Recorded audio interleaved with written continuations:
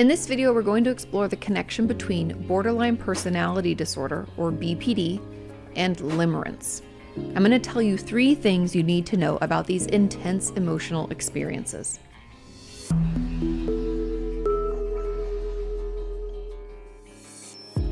Let's start by defining limerence. Now, limerence is an involuntary, overwhelming longing for another person's attention and positive regard.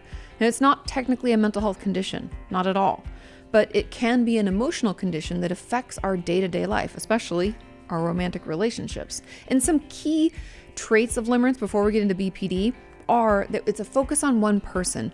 When we struggle with limerence, we have this intense hyperfocus on one person, otherwise known as the limerent object, and we almost can see no one else, focus on nothing else. It's all about them.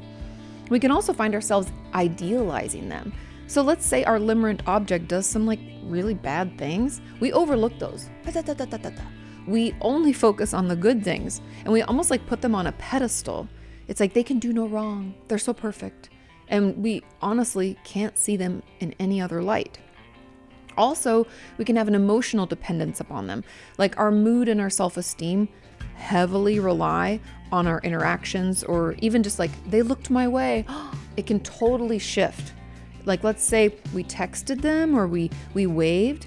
If they wave back, we feel the best we've ever felt. If they don't, we feel terrible. And so it can make our mood go up and down depending on how our limerent object engages with us.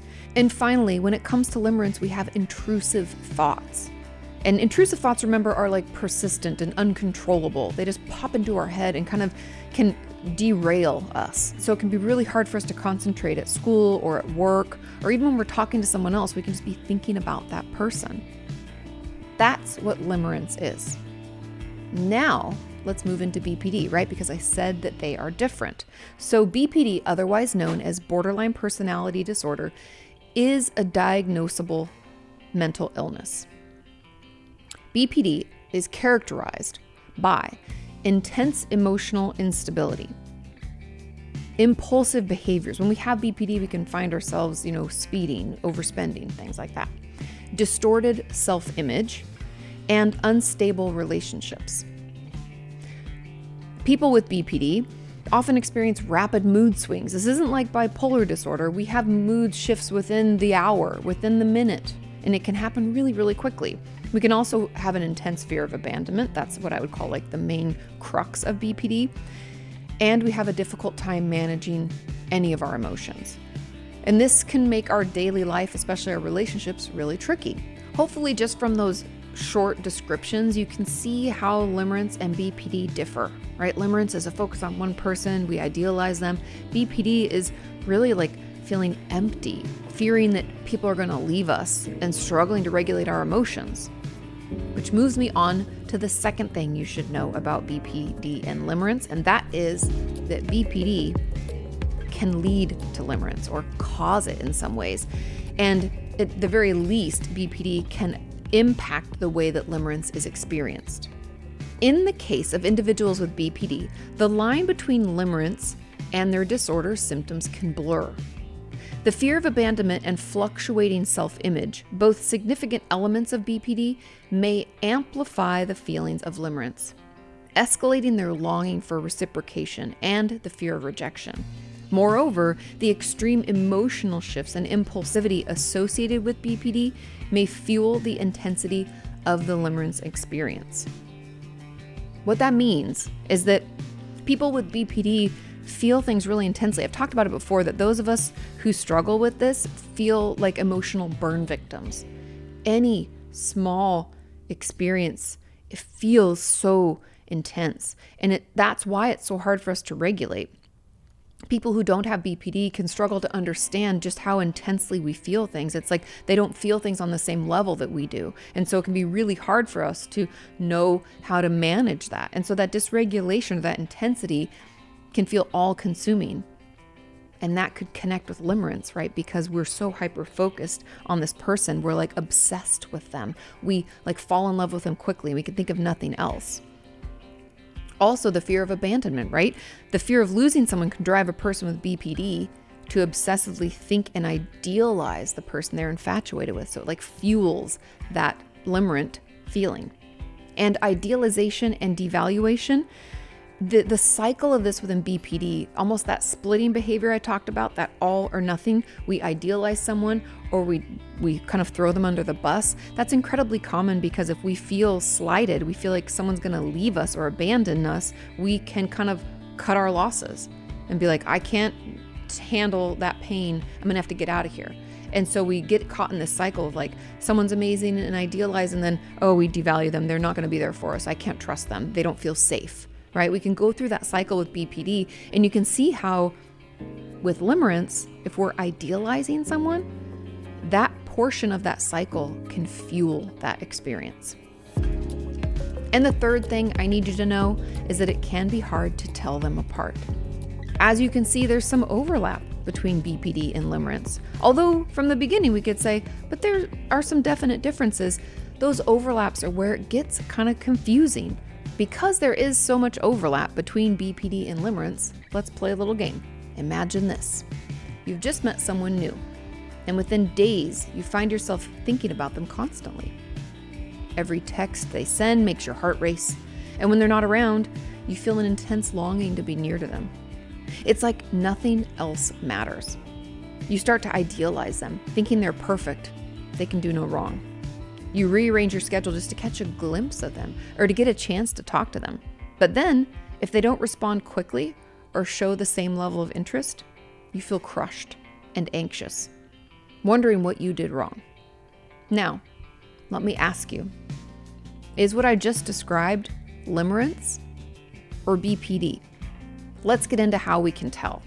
Now, even though there's a lot of overlap between BPD and limerence, they're not the same thing. And here are a few ways that we can tell them apart. And the first is duration and focus. Now, limerence is very specific to one person, right? It's like we're hyper-focused.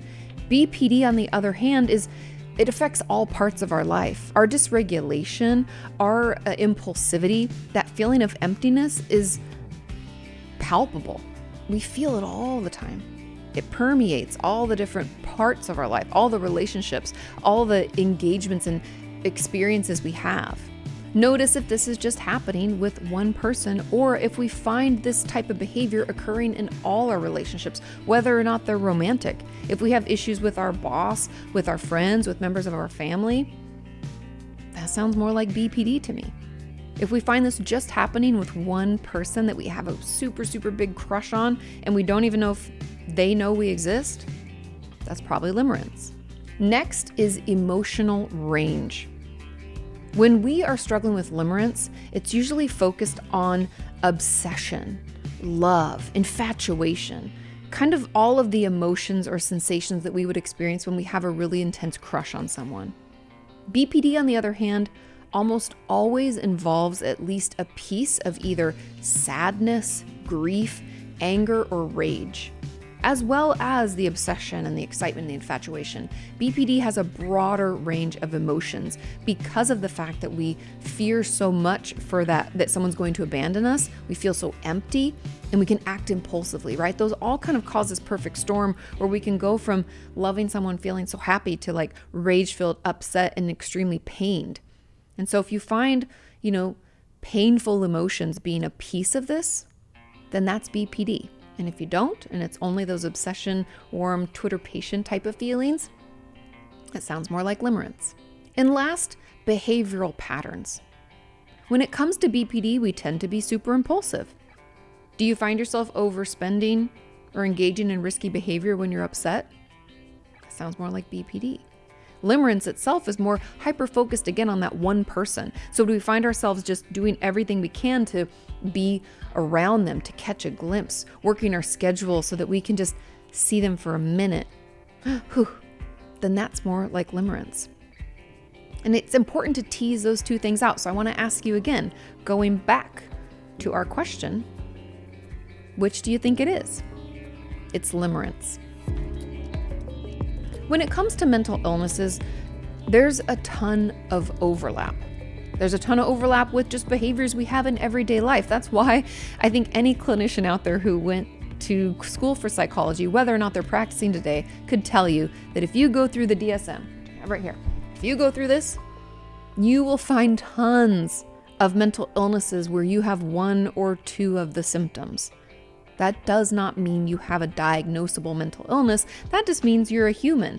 And so it's important that we kind of tease these things out, because certain things can feed into one another, like in the case of limerence and BPD.